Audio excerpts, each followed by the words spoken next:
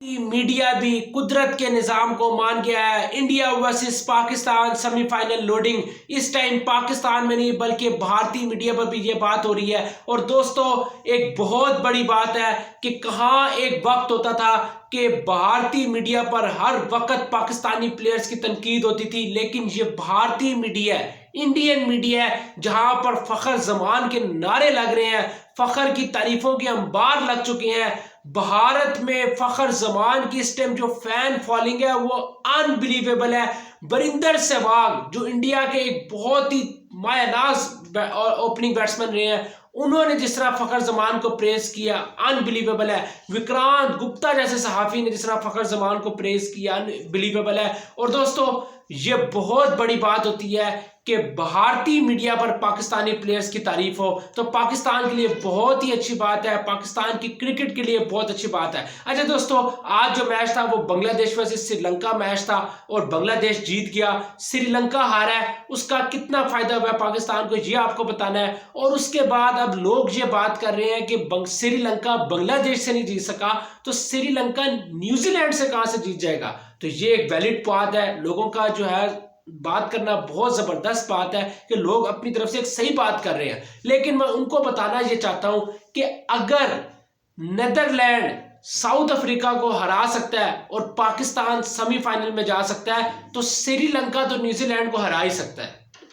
Netherland जैसी team ने south Africa को हरा दिया था। ये कुदरत का निजाम है, कुदरत के निजाम में ये चीजें नहीं देखी जाती। तो अब एक जो चीज मुझे जिस चीज का डर लगा हुआ है, जो वाकई दोस्तों जेन्युइन डर लगा हुआ है, वो मुझे अफगानिस्तान का डर लगा हुआ है। क्यों, कल मैच भी है अफगानिस्तान वर्सेस ऑस्ट्रेलिया, बहुत ही इंपॉर्टेंट मैच है। लेकिन मुझे कहीं ये डर लगा हुआ है ये जो कुदरत का निजाम है ये कहीं अफगानिस्तान के लिए ना वर्स कर जाए, क्योंकि अफगानिस्तान वर्सेस ऑस्ट्रेलिया जो मैच है बजाय पेपर पर हर जगह ऑस्ट्रेलिया ही जो है वो लगती है कि ऑस्ट्रेलिया आसानी से अफगानिस्तान को हरा देगा। लेकिन अगर कल कहीं अपसेट हो गया और अगर कहीं अफगानिस्तान ने ऑस्ट्रेलिया को मुश्किल में डाल दिया तो फिर तो दोस्तों साउथ अफ्रीका वाला मैच मुझे इजी लगेगा अफगानिस्तान के लिए जीतना।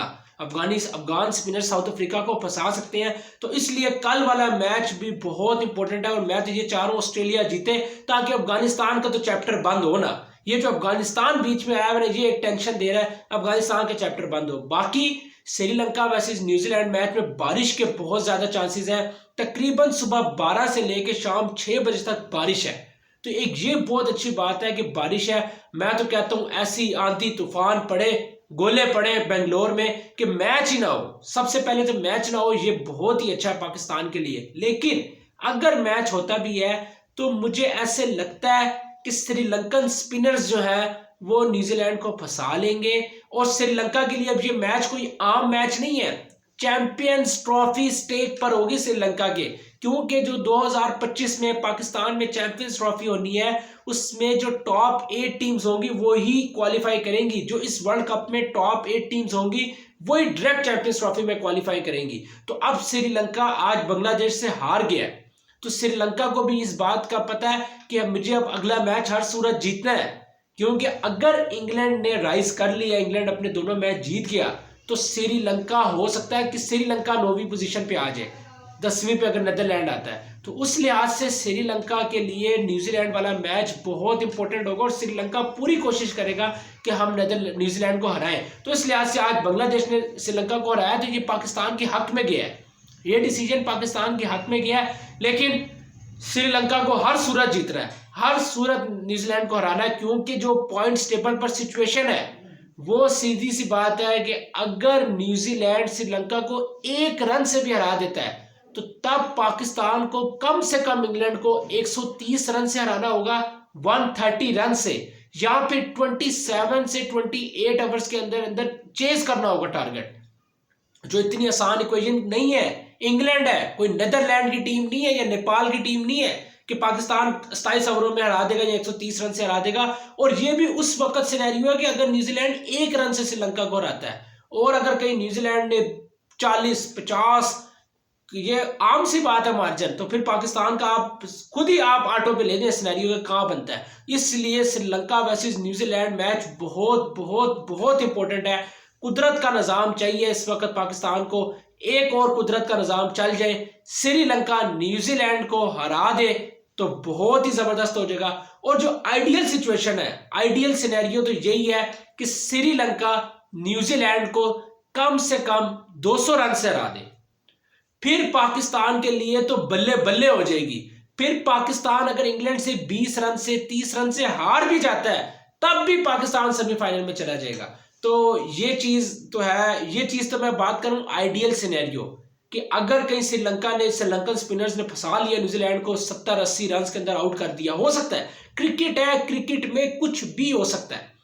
मैं तो सीधी बात करता हूं, जो बंदा भी डरता है उसको मैं ये बात कहता हूं कि अगर नीदरलैंड्स साउथ अफ्रीका को हरा सकता है ना उस सिचुएशन में, जिस मौके पे पाकिस्तान को जरूरत थी, उसके बाद क्रिकेट की आप पेशेंट गोई नहीं कर सकते। अब आप यही देखें, जिस टाइम टेबल पे जिस टाइम पे 400 स्कोर पड़ गया पाकिस्तान को, उसके बाद जिस टाइम ब्रेक हुई ना, इनिंग्स ब्रेक, जितने चैनल्स थे, जितने सोशल मीडिया पर थे लोग, सब ने ऐसी की तैसी नहीं कर दी पाकिस्तान की, और उन्होंने पाकिस्तान को वर्ल्ड कप से बाहर उसी वक्त कर दिया था। लेकिन कुदरत का निज़ाम चला और फखर जमान ने जो इनिंग्स खेली है, फखर को मैं मानता हूं कि ये इनिंग्स जो है वो बहुत स्पेशल इनिंग्स है। लेकिन बात यही है कि फखर ने जिस मौके पे इनिंग्स खेल दी, ऐसी इनिंग्स फखर की मैंने इससे पहले नहीं देखी। जरूर चैंपियंस ट्रॉफी की इनिंग्स है, साउथ अफ्रीका के खिलाफ 193 है, 200 भी मारा इस फखर ने, लेकिन ये वाली इनिंग्स तो हाई लेवल इनिंग्स थी, स्पेशल इनिंग्स थी। जिस तरह फखर ने इस मैच में छक्के मारे, इससे पहले मैंने इस तरह के छक्के मारते फखर को कभी जिंदगी में नहीं देखा। तो ये कोई ना कोई हेल्प जरूर है पाकिस्तान की, कुदरत का निज़ाम है। तो मैं ये चाह रहा हूं कि पाकिस्तान और श्रीलंका वर्सेस न्यूजीलैंड जो मैच है, वहीं पर जो है वो श्रीलंका न्यूजीलैंड को बुरी तरह फंसा दे, श्रीलंका ही जीत जाए तो सबसे अच्छा होगा। दोस्तों देखते हैं आगे होता है क्या नहीं होता, ये तो वक्त ही बताएगा। लेकिन वक्त की जहां तक बात है तो आज क्रिकेट में एक ऐसा डिसीजन हो गया जो हैरान कुन बात हुई है कि एंजेलो मैथ्यूज ने ना कोई बॉल खेली, ना बॉल फेस की, ना क्रीज पर अभी आए थे, सिर्फ और सिर्फ 2 मिनट ही खड़े हुए तो अंपायर ने कहा आप आउट हो गए हो, आप चले जाओ। What is this? कौन से लॉज हैं? ये मेरी समझ से बाहर बात है। किस तरह के लॉज हैं? मैथ्यूज ने शाकिब अल हसन को, और इतनी गंदी हरकत शाकिब अल हसन ने की है, सारा अपना कैरियर जो है ना शाकिब अल हसन ने जीरो कर दिया, मेरे हिसाब से जीरो कर दिया कि आप क्रिकेट खेलने आए हो या आप ये ड्रामेबाजी लगाने आए हो। What is this? ये क्या लॉ है? बहुत ही ज्यादा मुझे शाकिब अल हसन पे शर्म, मैं अब क्या लफ्ज बोलूं क्या ना बोलूं। शाकिब अल हसन जैसे बंदे को ये हरकत नहीं करनी चाहिए थी, लेकिन उन्होंने अपनी चीज दिखा दी कि हमारे अंदर क्या है। सीधी बात मैं आपको बताऊं, मैथ्यूज आए, जिस टाइम मैथ्यूज क्रीज पर आए उसके बाद उन्होंने अपना हेलमेट देखा तो उनका हेलमेट जो है वो टूटा हुआ था। हेलमेट का जो जिससे हेलमेट का जो बैंड होता है बेसिकली, जिससे जो है वो टूटा हुआ था, सिंपल। तो मैथ्यूज ने उनको बताया इतनी देर में, जितनी देर में हेलमेट आया, 2 मिनट गुजर गए, 3 मिनट, जैसे 3 मिनट गुजरे शाकिब अल हसन ने अपील कर दी कि अब रॉ क्रिकेट का जो लॉ है वो ये कहता है कि अगर कोई एक बैट्समैन क्रीज पर आ गया है और अगर उसने 3 मिनट तक बॉल फेस नहीं की तो वो आउट हो जाएगा। तो ये मेरी समझ से बाहर बात है कि ये हुआ क्या है, व्हाट इज दिस? मेरी तो समझ से बाहर बात है कि ये किस तरह का लॉ था। उसके बाद फिर शाकिब अल हसन के पास मौका था कि वो विदड्रॉ कर लेते अपील, लेकिन उन्होंने अपील भी विदड्रॉ नहीं की, जिसकी वजह से मुझे ज्यादा दुख हुआ कि इससे क्रिकेट को नुकसान होता है। और इस वर्ल्ड कप में जो है वो 2 से 3 चीजों पर मुझे बहुत ज्यादा इख्तलाफ हुआ है। एक, मुझे अंपायरिंग बहुत बुरी थी। दूसरा, डीआरएस डिसीजन जो था वो किसी भी सूरत पाकिस्तान के हक में नहीं गया। तो डीआरएस डिसीजन जिस तरह इंडिया को फेवर कर रहा है, तो डीआरएस पर तो सवालिया निशान उठ गए हैं। और इसके बाद, इस वर्ल्ड कप के बाद सीरियसली अंपायर्स को और खुसूसी तौर पर आईसीसी को, एमसीजी को जो है वो इस पर खुसूसी वर्क करना पड़ेगा और ये डीआरएस का जो है वो मसला हल करना पड़ेगा। ये टेक्नोलॉजी जो है वो बिल्कुल ही अजीब ही है। विराट कोहली का कल आउट था, क्लियर आउट नजर आ रहा है, लेकिन टेक्नोलॉजी पे आउट नहीं आ रहा। ये चीजें नहीं चल सकती। तो डीआरएस ने जो है वो सीधा सवालिया निशान उठा दिए। तो इस डीआरएस पर भी जो है वो जितनी कंट्रोवर्सीज डीआरएस पे बन चुकी है, अब इस पर जो है वो सीरियसली जो है वो आईसीसी को कुछ करना चाहिए, वरना ये डीआरएस जो है वो आइंदा जो है वो नहीं माना जाएगा। और जिस तरह के जडेजा का आउट था वो भी डिसमिसल, जडेजा ने जो आउट किया वो भी जो है कंट्रोवर्शियल था। तो डीआरएस पर बहुत ज्यादा सवालिया निशान है, अंपायर्स पर सवालिया निशान है, और ये जो आज क्रिकेट में एक अनोखी चीज हो गई है टाइम आउट, इस पर भी जो है वो बहुत ज्यादा सवालिया निशान बन चुके हैं। तो दोस्तों अगर आपको ये अभी वीडियो अच्छी लगी है, वीडियो को लाइक लाजमी करें, शेयर करें, चैनल को सब्सक्राइब लाजमी करें, बेल नोटिफिकेशन के आइकन पर लाजमी क्लिक करिएगा। और अभी आप अपने होस्ट मतीउद्दीन को इजाजत दें। अल्लाह हाफिज।